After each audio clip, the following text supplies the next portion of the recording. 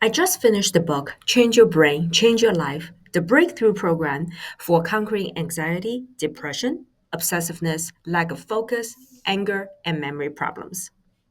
I love this book because it is effective in changing my daily behaviors. So I'm pretty conscious. I set a goal, break it down into daily, bite sized action plans, and I follow them about 90% of the time. Yet, I noticed quite a few areas in my life I wish I could have done better. One of them is to eat healthier, reduce my intake of processed food and caffeine. Yet, I find the habit really difficult to change.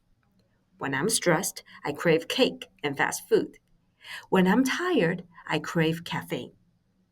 It was as an invisible hand was pushing me to make bad decisions that I knew that I would regret later. But at the moment, I was incapable of changing my decision. Reading Dr. Amen's book helped me understand why I behave a certain way and how I can change for the better. So, in this video, I have identified three key takeaways that I want to share with you. One, you can improve what you don't measure. A brain scan interpreted by a trained professional can really change your life.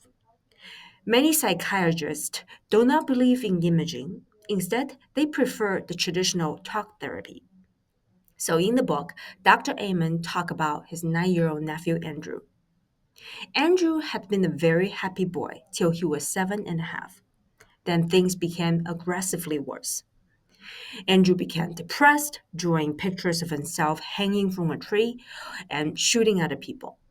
One day, he attacked a girl in the school for no reason. 99% of the psychiatrists would put him on medication, engage him in talk therapy, but not Dr. Amen. Dr. Amen believed strongly that Andrew's brain contributed to his aggressive behavior. And he was right. Turns out Andrew had a cyst the size of a golf ball, occupying the space where his left temporal lobe should have been. After the surgery to remove the cyst, Andrew returned to his former happy self. But for the surgery, Andrew would have been dead in 6 months' time. Dr. Amen's brain image research reveals that our brain patterns directly shape our personalities and behavior. So, when different brain areas function optimally, we exhibit our best traits.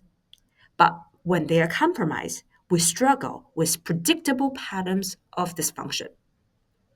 For example, the prefrontal lobe cortex governs the executive function, focus, and impulse control. The temporal lobe influences mood stability, memory, and aggression.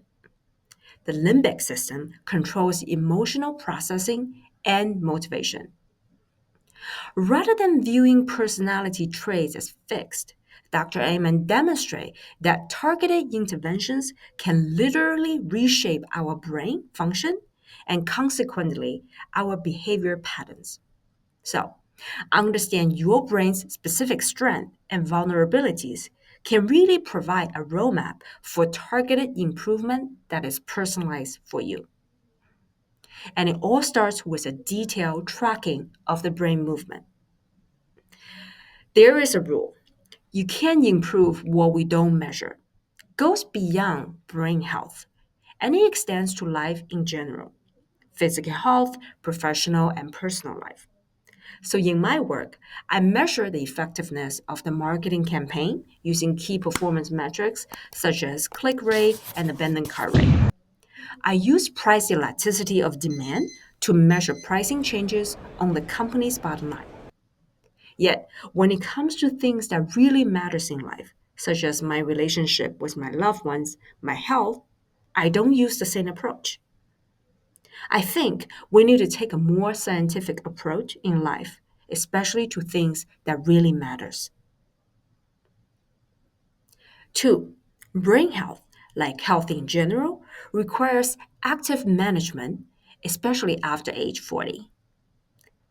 I really don't know where I get this belief that it is inevitable that you start experiencing a pretty significant health decline once you reach age 40.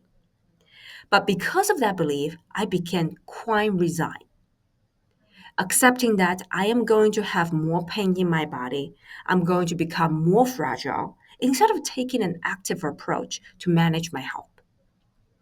In the book, Dr. Amen demonstrates that brain health dramatically deteriorates without intentional care, but it can be significantly enhanced with proper management. His brain scans shows drastic differences between healthy, optimized brain and those compromised by poor lifestyle choices such as alcohol, drugs, and poor sleep.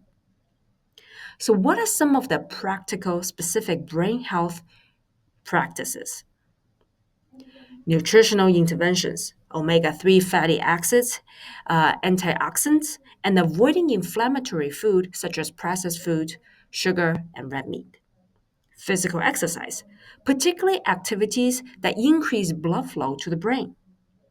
Sleep optimization, 3 to 9 hours of quality sleep for brain detoxification and memory consolidation. Stress management, meditation, deep breathing, and other stress reduction techniques such as yoga and healthy diets. Mental stimulations, challenging cognitive activities that build neural reserves.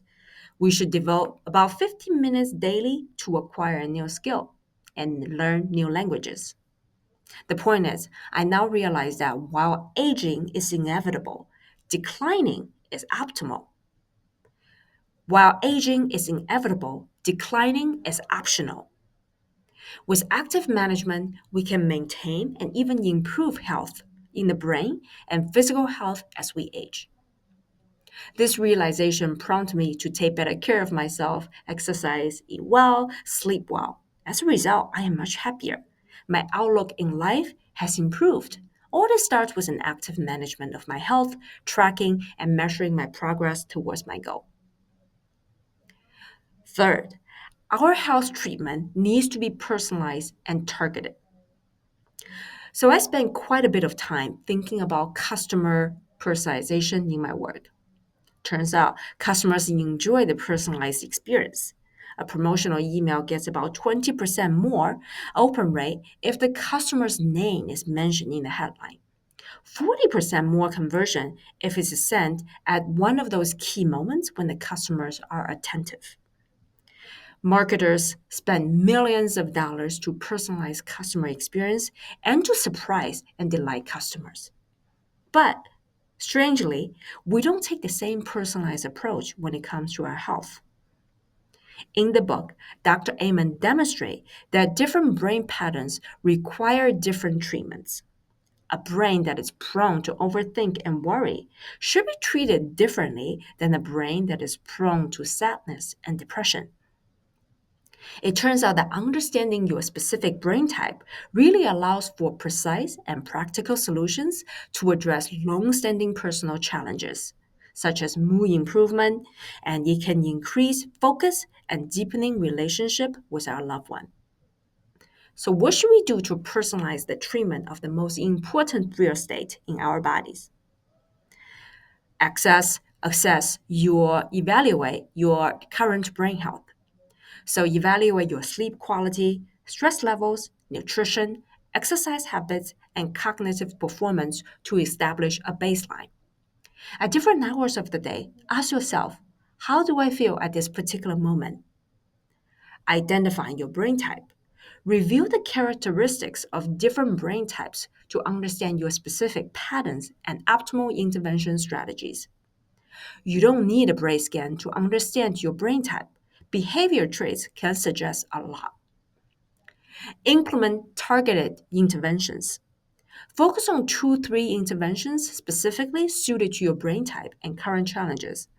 For example, try a low carb diet combined with light exercise to improve your focus. Track results. Monitor changes in cognitive performance, emotional regulation, energy levels, and overall life satisfaction to validate your strategy success. Adjust and optimize. Use your results to refine your approach, adding new interventions or modifying existing ones based on what produces the best outcomes for you. Personalized brain health also means that we need to balance and optimize different parts of our lives.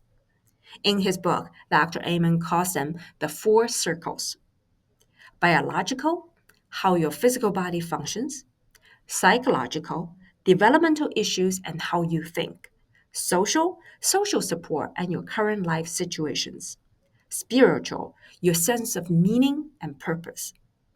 So in my case, I tend to overthink and prone to worrying and negative thoughts. So my mood and sleep will get worse if I am stressed.